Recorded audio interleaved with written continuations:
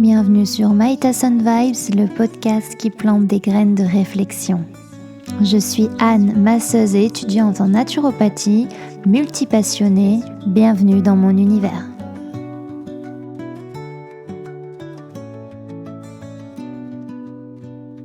Hello à tous, bienvenue pour ce nouvel épisode. Ça faisait un petit moment que j'avais laissé le micro de côté. Il s'est passé pas mal de choses ces derniers temps, des choses imprévues, des modifications, donc je n'avais pas forcément l'énergie nécessaire pour enregistrer. Mais elle est revenue et je pense que c'est important que je fasse mes podcasts quand tout est encore frais dans ma tête. Donc le podcast d'aujourd'hui parlera de mon stage phytoaroma, galénique et micronutrition qui fait partie d'un pétale obligatoire dans ma formation de naturopathie. Donc le mot phytoaroma, c'est quand même un mot qui est assez vaste parce que ça va comprendre les plantes mais sous toutes leurs formes. Et quand on commence des études de naturo, on se rend compte qu'en fait il existe énormément de formes en termes on va dire de médicaments naturels et de plantes. Donc ça peut être des hydrolats, de la gémothérapie, des teintures mères, ça peut être des poudres de plantes, ça peut être des huiles essentielles, enfin vraiment c'est incroyable tout ce que la nature nous donne et ce qu'on en a fait à une certaine époque. Alors évidemment on continue de le faire maintenant, mais les personnes qui ont eu l'idée de créer tout ça, je trouve ça incroyable et admirable. Avant que la nature soit détournée à mon sens, puisque comme vous devez le savoir, la plupart, enfin tous les médicaments qui existent sont issus à la base d'une plante et ensuite on l'a synthétisé à force qu'il n'y ait même plus de plantes dedans, que ce soit juste des molécules chimiques qui ressembleraient au plus proche de la plante en elle-même. Ensuite, on a parlé de micronutrition et même de physionutrition.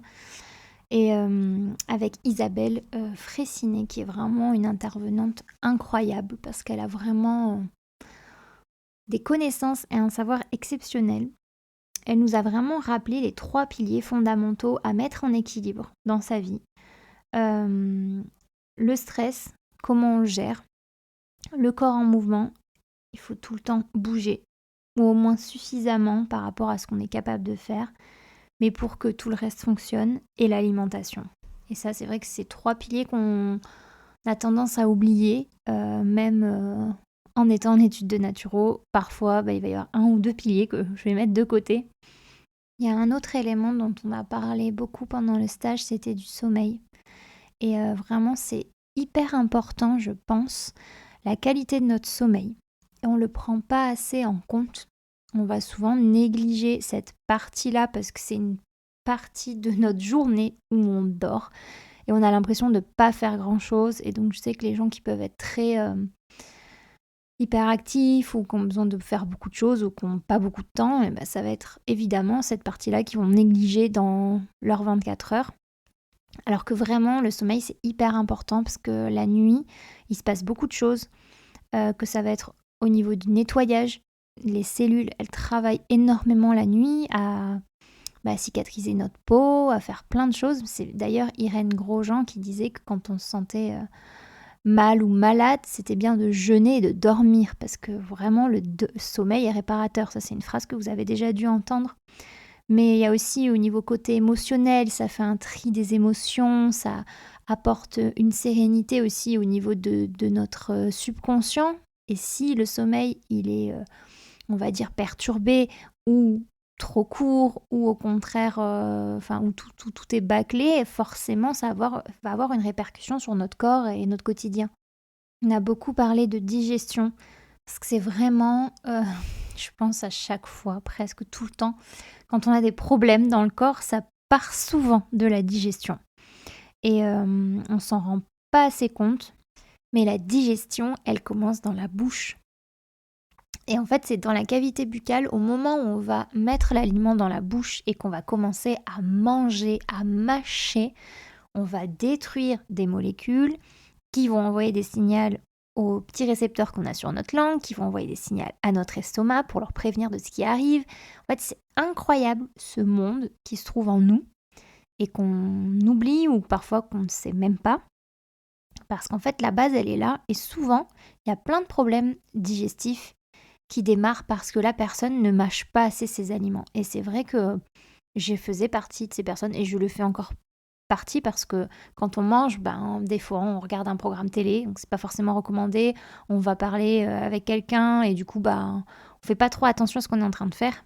Alors que quand on mâche vraiment bien notre aliment et qu'on le détruit en bouillie, parce que c'est un peu à ça que servent nos dents, et qu'on l'avale ensuite et qu'il arrive dans l'estomac, là vous avez fait une énorme partie de la digestion. Et des fois, on va prendre des compléments alimentaires, on va essayer de se soigner de plein de façons parce qu'on a mal au ventre, qu'on est ballonné, qu'on est ci. Et en fait, juste la base, mâcher correctement dans votre bouche vos aliments, c'est déjà la base de tout. Parce que cette bonne digestion, elle va amener à une bonne nutrition cellulaire. Et ça, c'est hyper important pour que votre corps il aille bien et que tout ce que vous mangez, vous en perceviez les bénéfices. En fait, c'est trop dommage de manger des bons aliments pour son corps et de ne pas les mâcher et de pas les intégrer pleinement, en fait. On a parlé aussi des différents terrains qu'il existe en naturopathie. Votre terrain, c'est un petit peu votre carte du corps. Et comment le naturopathe, il va lire votre corps en fonction de votre carte. Parce qu'on a tous des terrains différents. Donc il y a des grandes familles, évidemment, mais on ne peut pas donner à une personne la même chose qu'à une autre. Et c'est pour ça que c'est vraiment du cas par cas. Et que des fois, je vois des programmes naturaux sur Internet et je me dis, mais comment le programme arrive à s'adapter à chaque individu, sachant qu'on est vraiment tous différents et qu'on a... C'est comme les goûts, et tous les goûts sont dans la nature, c'est pareil en fait. Comme tous les physiques existent, comme toutes les émotions, en fait, on est tellement... plein de facettes que c'est hyper compliqué de s'adapter à chaque personne. Et donc on a des grandes familles de terrains où les gens vont avoir des terrains plutôt acides ou encore le terrain sanguinopléthorique où là ça va vraiment être une personne qui va, elle, métaboliser correctement les acides mais qui va avoir d'autres soucis au niveau de l'excès de poids, de l'épaississement du sang, de l'hypertension. Il y a aussi le terrain neuroarthritique, donc là on va vraiment être sur quelqu'un qui métabolise mal les acides et les acidifiants, mais qui va aussi beaucoup réfléchir, qui va avoir beaucoup de choses dans sa tête. Vraiment là je vous la fais rapide parce qu'on pourrait en parler pendant des heures des terrains, parce que chaque terrain a plein de contreparties, d'explications, des pathologies vraiment régulières, des conseils pour ces personnes-là. Donc c'est vraiment important de se faire suivre, on va dire, au niveau personnel et que l'accompagnement que vous faites avec un naturo soit vraiment personnalisé pour vous. Ensuite, on a une autre intervenante où là j'ai été beaucoup moins fan parce que c'était une personne qui, je trouvais, se reposait un petit peu sur ses acquis. Et lorsqu'on lui posait des questions ou qu'on parlait de certaines plantes qu'elle ne connaissait pas, elle avait tendance à dire que c'était un peu... c'était pas des choses à prendre en compte parce qu'elle, elle les connaissait pas, donc en gros, c'était pas bien. Et je trouvais ça un peu dommage parce qu'elle avait 20 ans d'expérience où elle crée des savons, elle crée plein de remèdes, on va dire, à partir des plantes.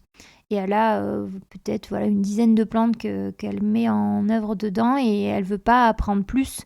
Et du coup, nous, quand on avait des questions, elle ne pouvait pas nous répondre. Et je trouvais ça dommage parce que quand on forme, il faut vraiment qu'on ait beaucoup de connaissances, je pense, pour pouvoir répondre aux questions des étudiants ou leur dire, écoutez, je me renseigne et je reviens vers vous, plutôt que de dire, non, en fait, ce que vous me demandez, c'est nul. Ou cette plante, ou même des fois des précautions à savoir, comme par exemple avec la Gaultérie, qui est une plante qui a des propriétés anti-inflammatoires, notamment par rapport aux douleurs musculaires et articulaires, au rhumatisme et tout ça. Elle est vraiment incroyable, donc c'est vraiment une des huiles essentielles à connaître, je pense, quand on fait notre boulot. Et en fait, il y a vraiment des précautions d'emploi parce qu'elle est dermocaustique, mais aussi elle est contre-indiquée aux personnes allergiques à l'aspirine. et au salicylé. Et c'est vraiment important à savoir. Et c'est pour ça que quand je vois des formations naturopathes en un week-end pour 49 €, je me demande comment ces gens peuvent ensuite donner des conseils sans avoir toutes ces connaissances. Et par exemple, cette prof, elle ne savait pas ça pour l'aspirine, puisqu'il y a une personne qui a posé la question. Et moi, je le sais parce que j'utilise cette huile dans mes massages pour certaines personnes.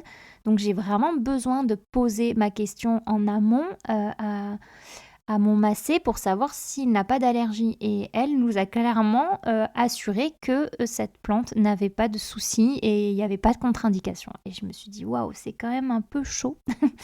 Donc j'ai vraiment eu du mal avec cette intervenante. Je la trouvais un peu trop éparpillée. Elle avait oublié ses notes, elle avait oublié ses lunettes. Bon, c'est un peu le stéréotype, mais je trouvais que voilà, je suis quelqu'un d'assez organisé et qui demande beaucoup et qui donne beaucoup. Et du coup, c'est vrai que j'attends beaucoup en retour. Et là, pour le coup, j'ai pas été très contente de cette partie de journée avec elle. Le lendemain, on a fait des préparations. Donc ça, je pense que c'est vraiment plus son domaine. De nous aider à faire des macérats huileux, des choses comme ça. On a fait des baumes, des onguents, vraiment, on était plus dans la matière et c'est vraiment plus son domaine, on va dire, que de nous expliquer des connaissances. Ensuite, on a eu un herboriste, Adrien Brony, qui était vraiment hyper intéressant et hyper passionné. Mais c'est ce que j'adore chez les gens passionnés. Quand on est passionné par un domaine, forcément, on entraîne les gens qui nous écoutent avec nous. Et donc là, ça se fait ressentir complètement. Il s'est fait former à la super école d'herboriste à Lyon. Et vraiment, il était très compétent. On a appris à reconnaître et à identifier des plantes sauvages. Donc c'était hyper intéressant parce qu'on a eu toute une partie vraiment théorique, le respect de la plante, comprendre la plante, son environnement, les relations au remède, tout ça, et comment on va classifier une plante par son règne, son embranchement, sa classe, son ordre, sa famille, son genre, son espèce, sa race, sa variété. Et en fait, c'est incroyable le nombre de variétés de plantes. Et en fait, à partir du moment où vous faites ce stage, quand vous allez dans la nature ou même quand vous sortez de chez vous sur votre trottoir, parce que c'est là qu'on se rend compte qu'il y a des petites plantes qui arrivent toujours à pousser entre le béton, mais en fait, il existe des milliers d'espèces et qui peuvent énormément se ressembler, mais qui n'en sont pourtant pas similaires du tout. Il nous a raconté une petite histoire d'une personne qui avait fait la même formation que lui à l'école de Lyon. Donc je crois que c'est une formation en 3 ans d'herboriste. Donc on apprend au taquet tout sur les plantes.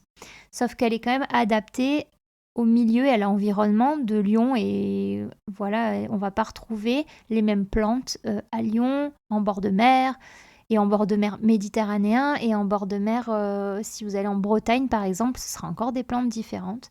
Et en fait, la personne a confondu, enfin une des étudiantes, quand elle est retournée chez elle en Bretagne, elle a voulu faire un gratin à la carotte sauvage, il me semble, et elle s'est trompée, elle a pris une autre plante qui était vraiment toxique, et elle est quand même tombée dans le coma, en fait, suite à ça. Donc c'est pour rappeler aux gens que certes, les plantes et les herbes, il y en a partout, et on peut vraiment se nourrir avec ce qu'on a à portée de main, mais faire quand même très attention. Et dans les plantes, en fait, il nous a expliqué que sur un terrain, vous allez avoir des plantes qui vont avoir des propriétés médicinales, et autour, il y aura des plantes toxiques. En fait, elles vont souvent de pair. Donc, c'est très facile de se tromper et c'est très facile de prendre n'importe quoi. Par exemple, juste avec l'ail des ours et le muguet, par exemple, il y en a un qui se mange et un qui est toxique. Et ils se ressemblent beaucoup et ils peuvent souvent pousser au même endroit. Donc il faut vraiment faire attention quand on cueille et quand on fait des choses comme ça. Ne pas hésiter à aller faire des stages découvertes, parce que ça existe de plus en plus par des herboristes qui vont vous emmener en forêt. Et en fait, vous allez vraiment voir la nature d'une autre façon. C'est vraiment incroyable tout ce qu'on a, mais à portée de main. Et moi, j'étais contente parce que du coup, là, mon stage se passait quand même à côté de La Rochelle. Donc, pas du tout le même environnement que j'ai dans les Hautes-Alpes.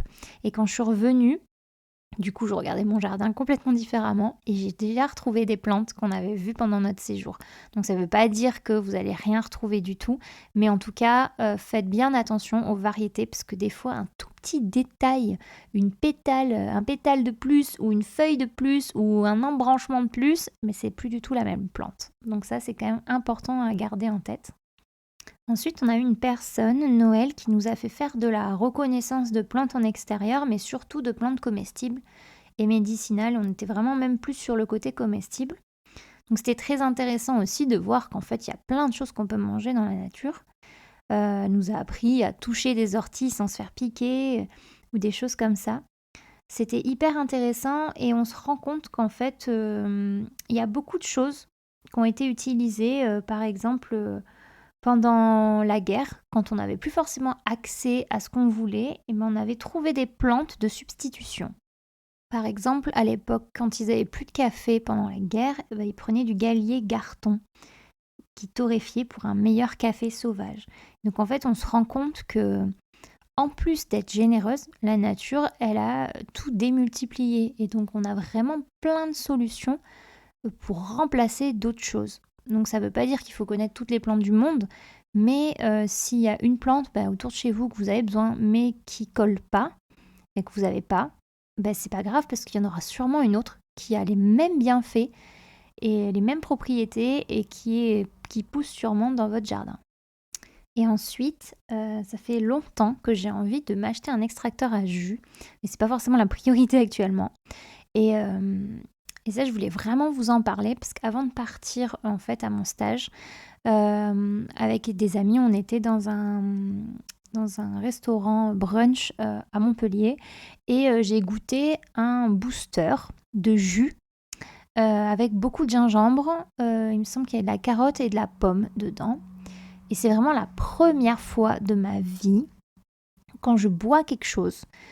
Ça me rebooste et me réveille autant, sachant que je ne suis pas du tout amatrice de café. Je n'aime pas le café. Si je dois boire quelque chose qui me réveille, ça va être du thé. Mais le thé fait quand même un peu le même effet en moindre que le café, je trouve. Ça va nous mettre un petit coup de boost sur le moment et au bout de quelques heures, on va avoir un gros pic qui va être encore pire à vivre. Et donc là, je me dis, j'avais 6 heures et quelques de route à faire et je me suis dit, prendre un jus booster, vous le faites à emporter. Et la fille me répond que oui, donc j'étais trop contente. Et je l'ai bu juste un peu avant de partir et au bout de 2 heures, j'en ai rebu la moitié. Donc c'était un shooter, donc c'était vraiment tout petit. Mais c'était incroyable, le bienfait du truc. C'est la première fois que je sens quelque chose aussi qui vous réveille et qui vous booste et qui est sain. Parce que des fois, vous pouvez...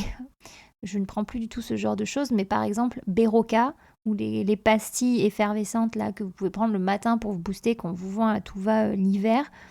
Ça, c'est pas très sain pour le corps. Quand on devient naturopathe, on s'en rend compte.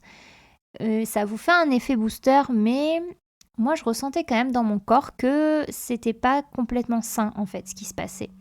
Et là, ce jus de légumes et fruits était vraiment incroyable parce que j'ai ressenti cet effet sain plus le côté boostant quoi. Et vraiment j'ai fait mes 6 heures alors que j'étais épuisée et je suis arrivée vraiment nickel à bon port.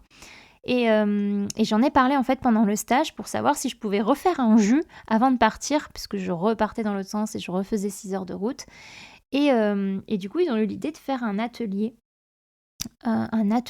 sur les jus. Et donc ça, je trouvais ça hyper important de l'intégrer à mon podcast parce que si vous ne connaissez pas vraiment, découvrez ces jus. Là, je ne parle pas de jus de fruits industriels que vous achetez dans le commerce. Attention. Dans ces jus-là, c'est très rare qu'ils soient complètement sain pour la santé. Dedans, vous avez des additifs, vous avez des choses pour les conserver. Et généralement, il n'y a plus vraiment que du sucre là-dedans. Même si vous trouvez que le goût du fruit est pas mal, il y a vraiment plus que du sucre. Et ça ne vous fait pas du tout l'effet que j'ai ressenti là en utilisant un extracteur à jus avec des fruits et légumes, puisque là, en fait, les propriétés sont le plus pur possible. Et donc cet atelier, c'était incroyable parce qu'on a mis à peu près, tout ce qu'on a trouvé déjà dans la forêt le matin. Donc on a mis de l'ail des ours, on a mis de l'ortie, il y avait des pommes, il y avait pas mal de choses. Et c'est vrai que quand on mélange trop, on a toujours un peu peur du résultat, même les profs avaient un peu peur de ce que ça allait donner. Et ils nous ont dit la base, en fait, dans un jus, ça va être carotte ou pomme, ou poire, ou quelque chose comme ça, mais voilà, un fruit ou un légume comme la carotte. Et ensuite, vous allez rajouter d'autres choses. Après, vous pouvez faire un seul fruit, ça dépend un peu aussi les bienfaits que vous voulez de votre jus, ou par exemple que du céleri ou autre. Ça peut être hyper intéressant, mais de rajouter des plantes et fraîches, parce que là vraiment l'ortie, l'ail des ours, on les a coupés et on les a mis direct. On les a même pas lavés pour tout vous dire, parce que voilà, vous faites après comme vous voulez. Et on a bu ce jus et il était hyper bon, vraiment, c'était super bon. Et on nous a expliqué les bienfaits et en fait la différence de manger par exemple de l'ail des ours, que vous allez mâcher, que vous allez devoir digérer, tout ça, par rapport à prendre un jus en liquide. En fait, c'est ce liquide, il va être tellement pur qu'il va passer au travers de vos cellules en direct. Et donc, ça a un effet immédiat sur votre corps. Et il y a pas mal de gens, notamment, moi j'avais l'expérience d'une amie qui m'a expliqué qu'il avait son papa qui était en très mauvaise santé. La médecine conventionnelle était très négative par rapport à son état de santé. Et elle m'avait dit, il dépérit vraiment, je le vois, il devient gris. Et c'était une grande adepte de Irène Grosjean. Et du coup, elle lui a dit, écoute, papa, tu manges ce que tu veux dans la journée, mais le matin, tu me laisses te faire des jus. Et en fait, elle a fait ça pendant quelques jours. Et elle m'a dit, il a repris vie. Et vraiment, elle l'a soigné, elle l'a sauvé grâce à ça. Donc évidemment, renseignez-vous en fonction du légume ou du fruit que vous mettez dans vos jus. Ça n'aura pas les mêmes bienfaits. Mais je pense vraiment que le jus a un pouvoir extraordinaire sur le corps. Et j'ai notamment une copine de formation, Marie, à qui je fais un petit bisou au passage parce que je sais qu'elle m'écoute, qui m'a raconté aussi son expérience avec les jus. Et depuis qu'elle a eu son extracteur à Noël, elle s'en est fait beaucoup, surtout à Noël où c'est une période où on mange beaucoup, on mange gras. Généralement, on sort de cette période, on n'est vraiment pas bien dans notre corps. Et en fait, elle s'est fait des jus tous les jours et elle s'est sentie d'une légèreté. Elle a retrouvé la motivation à faire du sport, sachant que l'hiver, c'est rarement la période où vous retrouvez la motivation pour faire du sport, on est d'accord. Et en même temps, elle a eu une amélioration au niveau de son cycle menstruel, plus de douleur, des règles vraiment ajustées comme il faut. Ça s'est complètement arrangé aussi à ce niveau-là. Et je me dis, mais c'est incroyable le pouvoir des jus. Et je voulais vraiment en parler dans mon podcast. Je sais qu'il y a plein d'extracteurs et à tous les prix. Donc évidemment, ça dépend si vous voulez vous en faire beaucoup ou pas. Je pense qu'il faut quand même mettre les moyens, parce que j'ai vu sur internet des extracteurs à 70 € et honnêtement, je pense pas qu'ils soient très qualitatifs ou au bout d'un moment, si vous en faites quand même régulièrement, ils ne vont plus forcément fonctionner. Il y en a un de chez Biovie, c'est celui que je vise par sa forme, parce qu'à notre école, ils nous ont expliqué que sa forme était vraiment un peu plus allongée et pas ceux qui sont en hauteur, mais plus qui sont, on va dire, verticaux. Je ne sais pas si j'arrive bien à vous faire comprendre par ma voix, mais vous pourrez regarder sur Internet. Il y a un peu tous les prix et faites votre propre avis. Faites attention que l'extracteur prenne aussi les plantes parce que c'est pas toujours le cas. Et faites votre propre avis, vraiment regardez des témoignages, il y a vraiment des gens qui ont vécu des miracles médicaux en n'utilisant que des jus et en se sauvant avec des jus. Donc c'est vraiment un allié surpuissant et en fait par des légumes et des fruits quand vous avez l'appareil à acheter. Enfin, ah si, il y a une chose à rajouter qui est très importante dans votre jus afin que votre corps arrive à mieux assimiler les molécules que vous lui donnez. Ça va être une cuillère d'huile pressée à froid, toujours bio de préférence, mais une huile qui va venir aider les molécules qui sont hydrosolubles à traverser en fait votre corps correctement. Et donc ça c'est hyper important et maintenant je le fais tout le temps même quand je fais un smoothie ou autre et puis de toute façon on en rajoute un peu dans tous nos plats de l'huile. Voilà, végétale, c'est hyper important et quand vous vous penchez sur le bienfait de toutes les huiles, c'est pareil, c'est tout aussi incroyable. L'huile de noix par exemple qui est super bonne pour le cerveau. C'est quand même drôle que la noix ressemble à un cerveau et que en même temps elle ait des bienfaits sur la mémoire, la concentration et tout ça. Ça c'est la théorie des signatures quand il y a une plante qui va ressembler à quelque chose et qui va aider en tout cas la partie du corps dont elle ressemble. Donc ça c'est hyper drôle aussi.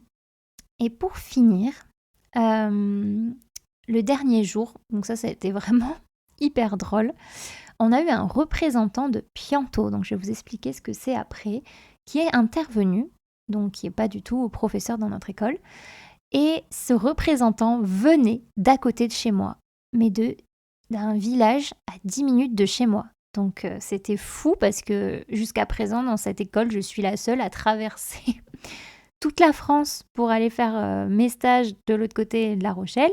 Et là, il y avait ce monsieur qui venait de non loin de Gap, des Hautes-Alpes. Et j'ai trouvé ça m'a scotché. Je me suis dit, c'est fou comme le monde des petits. Et qu'ils aient trouvé un intervenant qui va nous présenter Pianto et qui justement a traversé la France pour ça. Donc Pianto, qu'est-ce que c'est pour ceux qui ne connaissent pas? Ça va être un concentré fermenté pour un bien-être global. Donc là, la fermentation, c'est vraiment le cœur du processus de leur production. Et c'est pas seulement ça, parce qu'on a aussi des micronutriments, des vitamines, des acides aminés. Bref, on a un cocktail, on va dire, de vie et de tout ce que notre corps a besoin. Et donc, en fait, ils ont après créé différentes lignes pour combler certains besoins. Mais c'est vraiment incroyable parce qu'il nous a expliqué ça de manière scientifique, mais très adaptée à tout le monde. Et vraiment, les avantages de Pianto, ça peut être énorme. Ça peut réduire des inconforts liés au stress, à l'anxiété. Ça peut agir comme un relaxant musculaire. Ça peut réguler au niveau des neurotransmetteurs dans le cerveau, favoriser un sommeil de meilleure qualité, soutenir une contraction musculaire, aider à soulager aussi les constipations, puisque ça va attirer l'eau dans les intestins et ça va favoriser des contractions musculaires intestinales régulières. Ça va aussi réguler la pression artérielle. Ainsi, ça va aider à réduire le risque des maladies cardiovasculaires. Bref, ça a l'air d'être de l'or. Je vais bientôt commander chez eux pour tester parce que je vous avoue qu'il a vraiment fait mouche en nous expliquant tout ça. On a goûté une petite cuillère de chacun de ces Pianto qu'il avait. Ça avait un peu un petit goût de plante, un peu un goût de bouillon. Il y a différentes façons pour le consommer. Soit vous faites un bouillon et ensuite, quand c'est un petit peu refroidi, vous pouvez vous rajouter une cuillère ou alors mettre une cuillère dans votre assiette ou la boire comme ça dans un verre d'eau. Voilà, il y a différentes façons de consommer cela.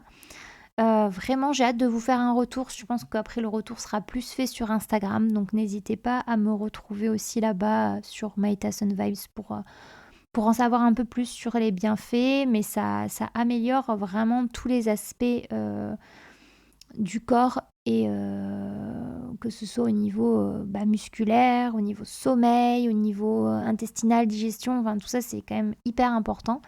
Donc j'ai hâte de tester puisque j'aime pas trop parler des choses que je n'ai pas testées. Et je vous en ferai un retour prochainement. Voilà, c'était un petit retour sur toutes les infos et les choses qui m'ont marqué, bien qu'il y en ait eu beaucoup en 5 jours, vous vous en doutez. Mais j'ai essayé de faire light pour aujourd'hui. Donc j'espère que ça vous a plu. N'hésitez pas à m'envoyer un petit message pour me donner vos retours et aussi s'il y a des sujets que vous voulez que j'aborde en podcast. Pourquoi pas. Je ne manque pas d'idées, mais ça peut être intéressant de savoir.